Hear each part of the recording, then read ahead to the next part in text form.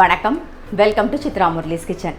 Stay home, stay safe, வீட்டிலே இருங்க, ஜாகிரதையாக இருங்க, அடிக்கடி கையாளுமுங்க. அதே மாதிரி அவசியம் இருந்தால் மட்டும் வெளியில் போங்க. அப்படி வெளியில் போகிறதா இருந்தால் மாஸ்க் போடாமல் கண்டிப்பாக வெளியில் போகாதீங்க. இன்றைக்கி என்ன ரெசிபி பார்க்க போகிறோன்னா வாட்டர்மெலான் ரசம், அதுக்கப்புறம் பீன்ஸ் எள்ளு சேர்த்து பீன்ஸ் கறி பண்ண போகிறோம். ஸோ அதுக்கு என்னென்ன வேணுங்கிறதையும் சொல்கிறேன் நான். அதுக்கு முன்னாடி நம்மளோட சேனலை சப்ஸ்கிரைப் பண்ணலைன்னா கண்டிப்பாக சப்ஸ்கிரைப் பண்ணுங்கள். ஊர் உலகம் அப்புறம் சித்ரா முரளிஸ் கிச்சன் 2 சேனல்லையும் சப்ஸ்கிரைப் பண்ணுங்கள். அதே மாதிரி உங்கள் ஃப்ரெண்ட்ஸ்க்கும் ஷேர் பண்ணுங்கள்.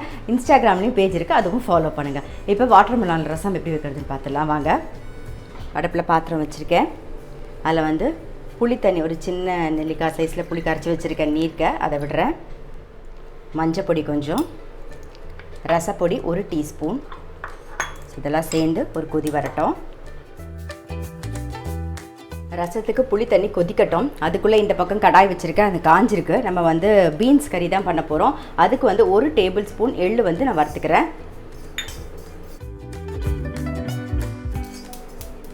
எள்ளு நல்லா வெடிச்செடுத்து எடுத்துடலாம். ரசத்துக்கு ஒரு பச்சை மிளகாயும் சேர்த்துக்கலாம். இந்த பக்கம் கடாய் வச்சுருக்கேன், எண்ணெய் விட்டுருக்கேன், நல்லா காஞ்சிருக்கு. அதில் கடுகு, உளுத்தம் பருப்பு, சீரகம், கொஞ்சம் கருவேப்பிலை, மஞ்சள் பொடி கொஞ்சம், ஒரே ஒரு கரண்டி கடலைப்பருப்பை வேக வச்சு எடுத்து வச்சுருக்கேன். ஸோ அதையும் சேர்த்துக்கிறேன். இப்போ வேக வச்ச பீன்ஸு சேர்த்துக்கலாம். உப்பு கொஞ்சம் போட்டுக்கலாம். இது லைட்டாக இது வதங்கட்டும்.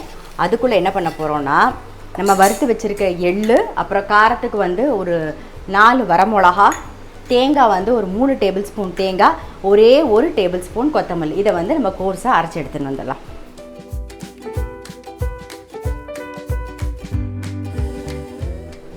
பீன்ஸும் கடலைப்பருப்பும் வதங்கி எடுத்து நம்ம தேங்காய், வரமிளகா, எள்ளு, அப்புறம் கொத்தமல்லி எல்லாத்தையும் கோர்ஸாக அரைச்சாச்சு. அதை சேர்த்துடலாம்.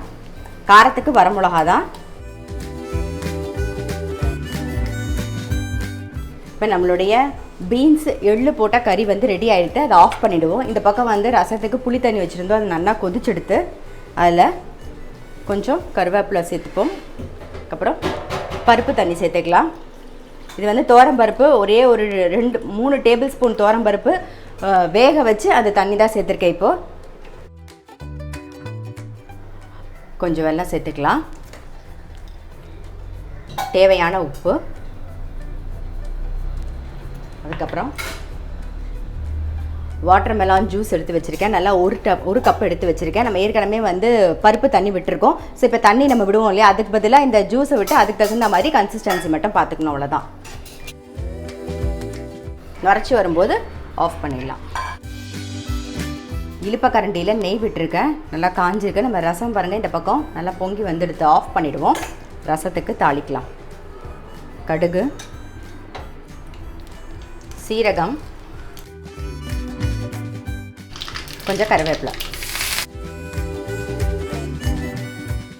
மேலாக கொத்தமல்லி போட்டுருவோம். அவ்வளோதான், நம்மளுடைய வாட்டர்மெலான் ரசமும் ரெடி ஆகிடுது. அதுக்கப்புறம் பீன்ஸ் எள்ளு போட்டு இன்றைக்கி கறி பண்ணியிருக்கோம், அதுவும் ரெடியாக இருக்குது. அடுத்தது நேற்று நாம் அதாவது புளிச்ச கீரையில் பொடி பண்ணுவோம் இல்லையா, அதில் தான் இப்போ சாதம் கலக்க போகிறேன். கொஞ்சம் நான் அதை எப்படி கலக்கிறதுங்கிறதையும் காமிச்சிடுறேன். புளிச்ச கீரை பொடி பண்ணலை அப்படின்னா அதோட லிங்க்கும் டிஸ்கிரிப்ஷன் பாக்ஸில் கொடுக்குறேன், நீங்கள் போய் பார்த்து பண்ணிக்கோங்க.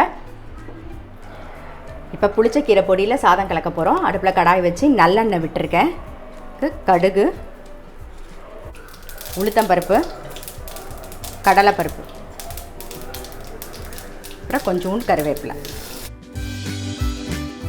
ஒரு 2 வரமிளகா, அதுக்கப்புறம் நம்ம பொடி ரெடி பண்ணி வச்சுருக்கோம் இல்லையா, புளிச்ச கீரை பொடி, அதை சேர்த்துக்கலாம்.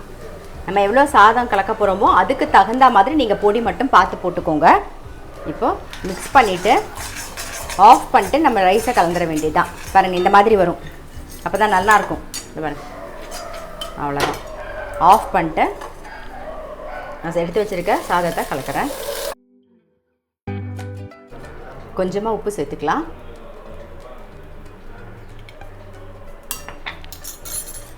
பாருங்கள், புளிச்ச கீரை பொடி சாதம் பார்க்குறதுக்கே நல்லா இருக்குல்ல, ரொம்ப டேஸ்ட்டாக இருக்கும். ஸோ இப்போ இதை பவுலில் மாற்றிடுவோம். பண்ணலாம்.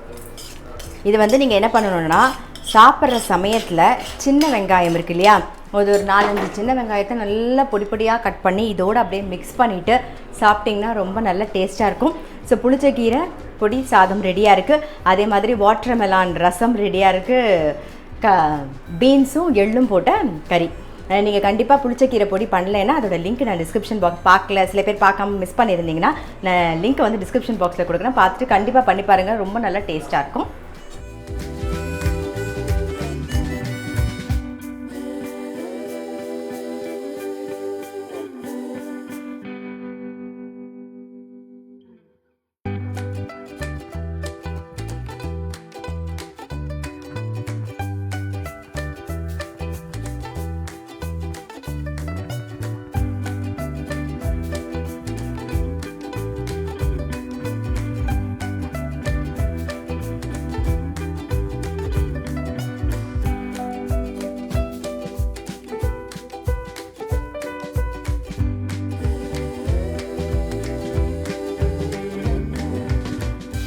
இப்போ அடுத்தது நம்ம வந்து அவல் பொங்கல் தான் பண்ண போகிறோம். அதுக்கு வந்து 1 கப் அவல் எடுத்துகிட்டு நல்லா வாஷ் பண்ணிவிட்டு ஒரு 10 நிமிஷம் ஊற வச்சு தண்ணியெல்லாம் வடி விட்டு எடுத்து வச்சுருக்கேன். அதுக்கு 1 கப்பு நீங்கள் அவல் எடுத்துட்டிங்கன்னா ஒரு 1/2 கப்புலேருந்து 3/4 கப்பு பாசிப்பருப்பு எடுத்துக்கலாம். அது பாசிப்பருப்பையும் வேக வச்சு ரெடியாக வச்சுருக்கேன். இந்த பக்கம் கடாயில் எண்ணெய் விட்டுருக்கேன், அது காஞ்சின்னு இருக்குது. ஒரு 2 ஸ்பூன் நெய் விட்டுக்கலாம்.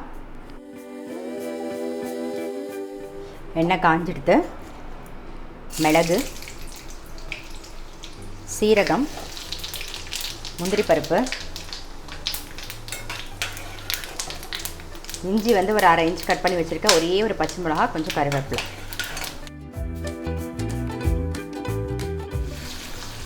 இப்போது வேக வச்ச பாசிப்பருப்பை சேர்த்துருவோம். அப்புறம் ஊற வச்ச அவல் அதையும் சேர்த்துருவோம். நான் வந்து பாசிப்பருப்பு வேக வைக்கும்போது கட்டி பெருங்காயம் போட்டு வேக வச்சுருக்கேன். அதனால் வந்து இப்போ பெருங்காயம் சேர்க்கணுங்கிற அவசியம் இல்லை. வேக வைக்கும் போதே நான் பெருங்காயமும் சேர்த்தே வேக வச்சு எடுத்து வச்சுட்டேன். இன்னும் உப்பு போடலை,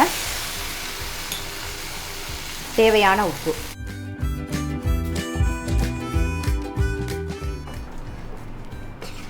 நார்மலாக நம்ம வந்து பொங்கல் பண்ணுவோம் பார்த்தீங்களா, வெண்பொங்கல், அதே மாதிரி தான்.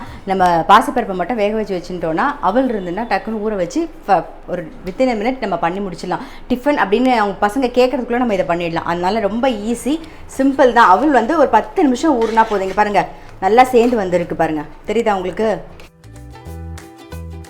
அவலும் பாசிப்பருப்பும் சேர்ந்தாப்புல நல்லா வந்துடுது. இப்போ நல்ல ஒரு ஸ்பூனுக்கு நெய் விட்டுப்போம். எப்பயுமே மேலாக விடும்போது நல்லா டேஸ்ட்டாகவும் இருக்கும், நல்ல வாசனையாகவும் இருக்கும்.